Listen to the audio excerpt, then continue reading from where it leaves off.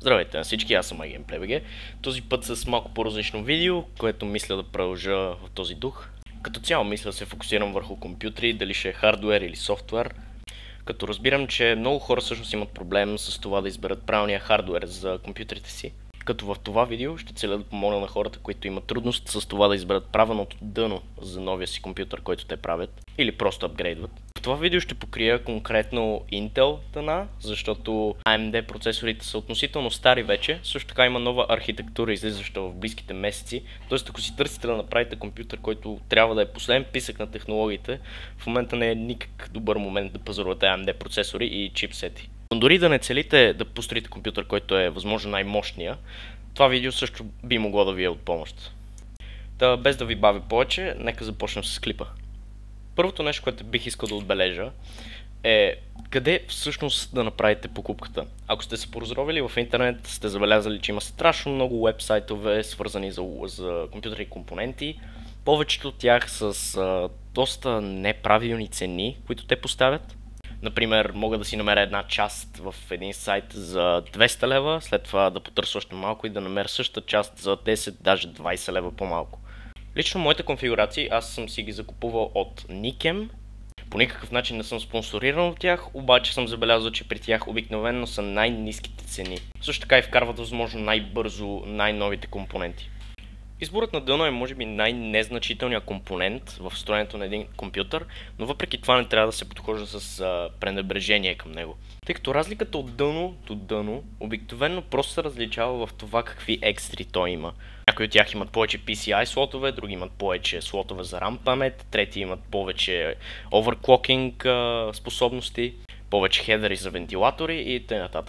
Затова, когато всъщност избирате едно дъно, трябва да се запитате кои от тези екстри всъщност ще ви трябват. Ще ви трябва ли това дъно с 4 PCI слота, но всъщност никога няма да си купите повече от една видеокарта? Ще ви трябват ли тези 16 USB-та, след като единствено и само ползвате мишка и клавиатура? Ще ви трябва ли тези страхотни overclocking способности, които така и така ще си купите и тройка с заключен ножител и въобще няма да overclockвате? И затова всъщност изборът на дъно е един от най-трудните, тъй като има толкова много различни дъна на пазара. Първото нещо, за което ще говоря, това са чипсетите. Ако сте се загледали на всяко дъно, пише чипсет, дали ще е H110, H170 и Z170. Разликата между тези трите е какви фичъри всъщност той има. Снимката, която виждате в момента на екрана, това са различията между трите чипсета. Както виждате, единствено Z170 чипсета поддържа оверклокване на процесора ви. Освен това, Z170 поддържа повече видеокарти, повече SATA портове и повече USB-та, които можете да включите към дъното. Z170 е обикновено изборът, който хората правят, когато искат да похарчат малко повече пари за компютрите си. Обаче, ако не смятате да дадете повече от 1000-1500 лева, един H170 чипсет ще ви свърши перфектна работа. Тъй като единствената разлика, която той има, е оверклокването на процесора. Освен това и колко SATA Express портове може да бъдат сложени, което реално погледнато това са едни скъпи SSD-та, които все още даже не може да се нарекат consumer grade. В зависимост от това колко пари искате да похарчите за вашия компютър, имате предостатъчно избор. Фирмите, които аз винаги избягвам, обикновено са ASRock и BioStar. Фирмите, за които със сигурност мога да кажа, че произвеждат качествени продукти, това са Asus и MSI. Освен това и трябва да се има в предвид, че по-скъпите дъна всъщност в чести случаи се плаща всъщност за името и освен това бляскавите охладители върху северния и южния мост, което в повечето случаи просто плащаш все едно си купуваш iPhone. В повечето случаи до 200 лева е една добра цена за H170 дъно. Когато вече започнем да говорим за Z170 чипсет дъна, че нещата малко се променят. Защото там вече има дъна, които струват от порядъка на 500-600 лева. Но в повечето случаи, ако не търсите славата, че имате такова дъно, подобно от 200 до 300 лева ще ви свърши същата работа. Изборът, който аз направих за моят билд е Asus дъното Z170-i, който вероятно не е бил най-добрият избор за цената му, но определено съм доволен с покупката си. И определено бих могъл да го препоръчам на някой, който си търси дъно. Когато всъщност намерите някакво дъно, което евентуално ви хареса, отваряте си интернет и гледате някакво ревю на достоверен сайт. Обикновено те покриват всяка една екстра, което дъното има и искам просто когато прочетете някаква екстра да се запитате дали това реално ви трябва.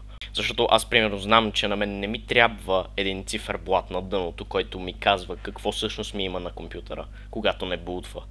Или пък не ми трябва отделно копче на дъното, за да си стартирам компютъра. Отделно не ми трябва отстрани да може да свети в 16 милиона цвята, тъй като това грам не ме интересува. Дъната са си дъна и обикновено цената им се различава, както казах преди, по какви екстри всъщност те имат. Едно дъно не може да забави представянето на компютъра ви, освен ако не ползвате дъно на 10 години и процесор от това поколение. Ако поради някаква магия всъщност се съпортва. Тъй, че покупката на едно дъно просто опира до това дали ще можете да отделите нещата, които всъщност ви трябват, които идват с самото дъно или не. И като си има в предвид колко е налят пазара с всякакви различни дъна, изборът определено би могъл да бъде труден. Затова се надявам това видео да ви е помогнало и след тези няколко минути плямпане от моя страна имате поне малко по-добра идея в това на къде всъщност искате да се ориентирате с покупката ви на дъно. Ако ви е харесал този клип, определено оставете един лайк, евентуално ако искате още, subscribe, но вече ставам малко нагъл. В следващия ми клип ще покрия как всъщност да изберем RAM памет за компютъра си, тъй като то също е един от проблемните компоненти за един компютър. Или по-скоро изборът му. Аз бях iGameplay.bg и до следващия път.